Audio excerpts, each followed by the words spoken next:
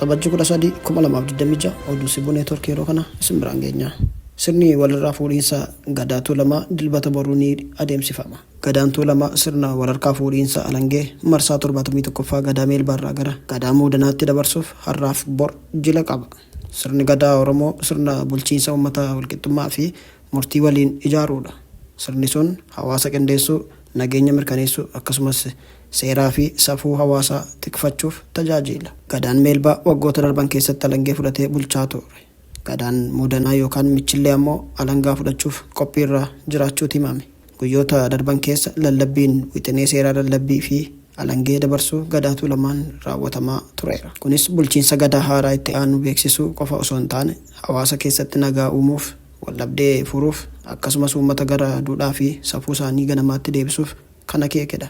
Lallabni sun bakka seera itti labsan jechuun dhakaa koraa yookaan bakka walitti qabama hawaasaa irratti raawwatamaa jira. Seerri, ajajnii fi mariin uummataa ardaajilaa dhakaa koraatti lallabama.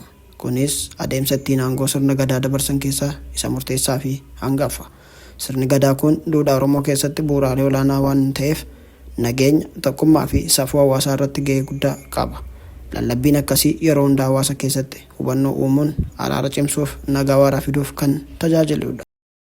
Oduu keenyatti aanuun waraanni Iraan dhaabbilee sarara daandii xiyyaaraa Afrikaa hubaa jiraachuun himame. Baha giddu galeessaa Iraanitti waraanni taasifamaa jiru gatii boba'aa xiyyaaraa garmalee dabaluunii fi hanqina dhiyeessii dirreessaawwan Afrikaa mudate caalaatti hammeessuun dhaabbileen kun geejjiba sararaa balalii isaanii akka irra deebi'anii qindeessan dirqisiisaa jira jedhame. Sun immoo tasgabbii hidhata tajaajila balalii xiyyaaraa ardichaa irratti yaaddoo haaraa uumeera.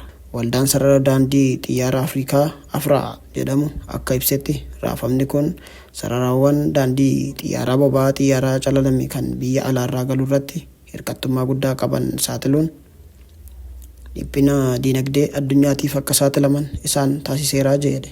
Ragaan waldaa sarara daandii xiyyaaraa Afrikaa irraa argame akka agarsiisutti waraana Iraan durayyuu sararaawwan daandii xiyyaaraa Afrikaa gatii boba'aa xiyyaaraa giddu galeessaan addunyaarraa dhibbeentaa 17 caalaa kaffalaa kan turan ta'uu agarsiisa.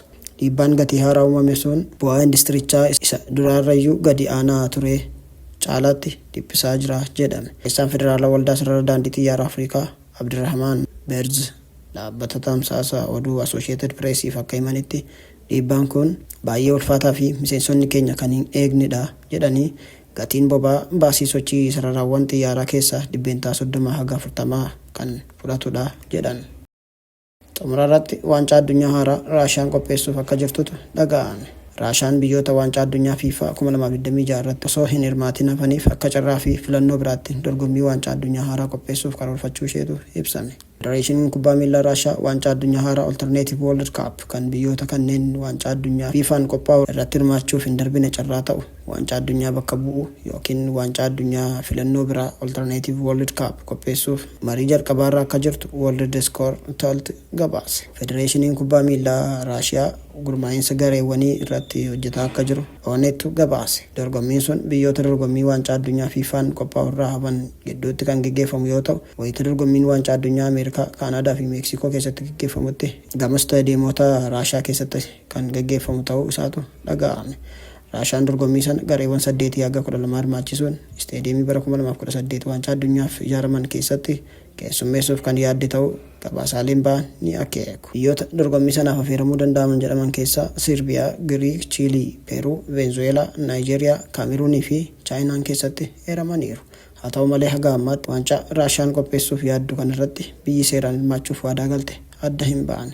Raashiyaan sababa waraana Yukireeniin bara 2022 irraa kaasee dorgommii FIFA fi UEFA kamiyyuu irratti akka hin hirmaanne ittifamuu manni maree murtii kubbaa miilaa ibseera. Kaayyoon karoora kanaa taphattoota isheetiif carraa dorgommii uumuu qofa osoo hin taane FIFA irratti dhiibbaa uumuun dorgommii waancaa addunyaa bara 2030 irratti deebi'anii hirmaachuuf karra kan saaqu akka ta'etu himama. Kanuma ilaalchisee miidiyaaleen ispoortii kanneen akka 365 Scores, BSN Sportii fi 40 Rome yaada Raashiyaa FIFA irratti dhiibbaa uumuuf hojjetaa jiraachuu balballoomsaa jiru. Karoorri Raashiyaa kun hawaasa kubbaa miilaa idil addunyaa biratti mormii fi marii guddaa akka kaase Kozon Biz gabaase.